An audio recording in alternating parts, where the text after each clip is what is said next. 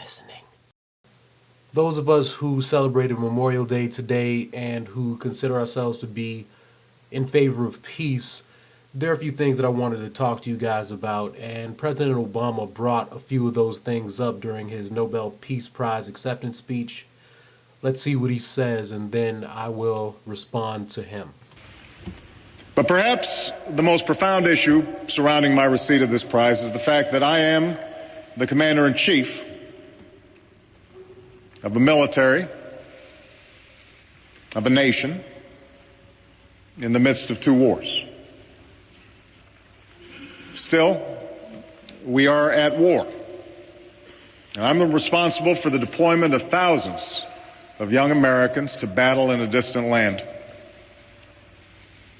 And some will kill, and some will be killed. Here Obama starts talking about the origins of war and the origin of the concept of just war. The concept of a just war emerged, suggesting that war is justified only when certain conditions were met. If it is waged as a last resort or in self-defense, if the force used is proportional, and if, whenever possible, civilians are spared from violence. Obama lays out 4 requirements for a war to be considered just. The first being the war of last resort, the second being the war of self-defense, the third being that the amount of force used in response to the force used against you be proportional, and the fourth that civilian lives are spared whenever possible. Now, regarding the first characteristic of a just war, according to Obama, that the war be of last resort. Now, since Obama didn't initiate the Iraq War, I'll let him off the hook for that one. Not long after giving this Nobel Peace Prize acceptance speech, he escalated the unwinnable Afghan war completely unnecessarily. I'll even let him off the hook for that one. But what about the war of aggression against Iran that certain powers that be seem hell-bent on provoking? When that war breaks out, will Obama be calling it a war of last resort? Of course he will, without a doubt.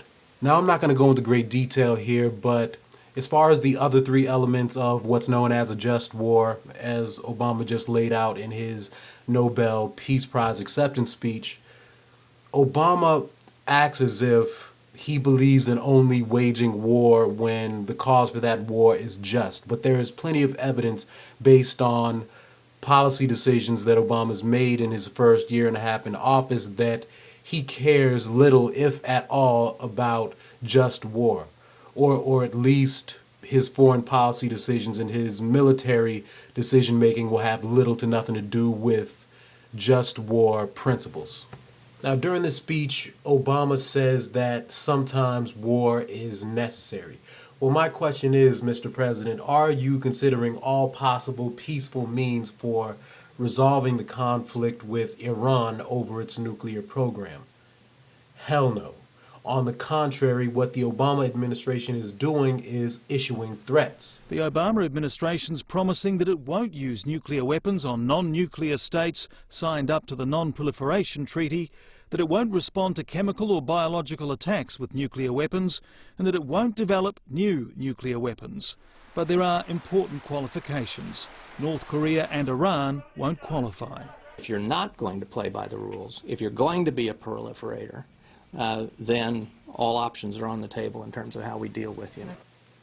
Note to Defense Secretary Gates: threats of force by a state are illegal according to international law. Article 2, Chapter 4 of the United Nations Charter states that, and I quote, "All members shall refrain in their international relations from the threat or use of force against the territorial integrity or political independence of any state, or in any other manner inconsistent with the purposes of the United Nations." So you heard the threat, or an example of a threat that the Obama administration and U.S. government officials issue on a regular basis. Now let's flash back to Obama's Nobel Peace Prize acceptance speech. Furthermore, America, in fact, no nation, can insist that others follow the rules of the road if we refuse to follow them ourselves. For when we don't, our actions appear arbitrary. Confusing, isn't it? Does America follow the rules, or do we not? The world may no longer shudder at the prospect of war between two nuclear superpowers, but proliferation may increase the risk of catastrophe. Interesting. Proliferation, Obama says, may increase the possibility of a catastrophe. And as we heard Defense Secretary Robert Gates say a moment ago, that all options are on the table as far as how we deal with Iran. But obviously all options are not on the table as far as preventing the spread of nuclear weapons, as you will see from this next audio clip. It's quite significant. It must have been last September, October, the IAEA passed a resolution calling on Israel to join the non-proliferation treaty and to open its facilities, nuclear facilities, to international inspection. Now, the United States and Europe tried to block that resolution, but it passed anyway.